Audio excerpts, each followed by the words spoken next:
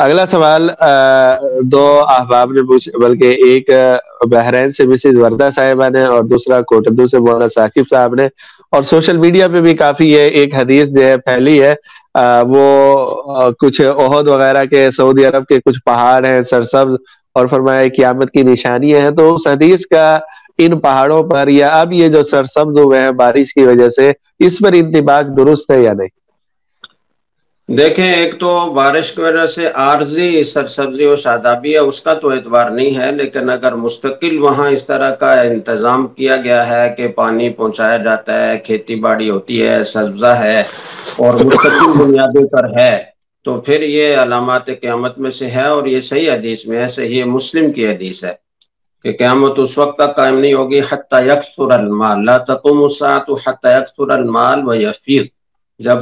تک مال بہت کثیر نہ ہو جائے، بہت عام نہ ہو جائے، پھیل نہ جائے، اور اسی کے آخر میں یہ ہے کہ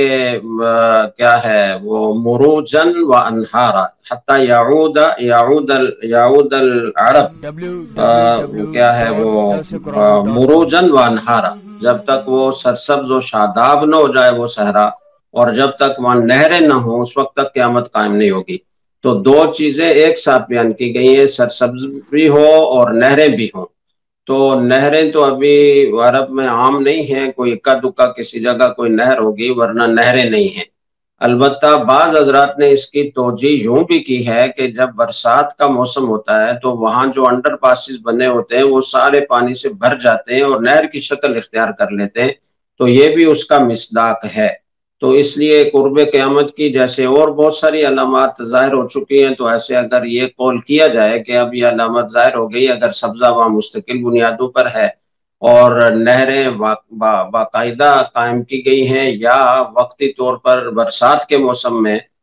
وہ نہروں کی شکل اختیار کر لیتے ہیں، تو بعض علماء کے نزدیک پھر یہ اس کا مصداق ہے، تو اس لیے قیامت کی ایک علامت گویا ظاہر ہو گئی۔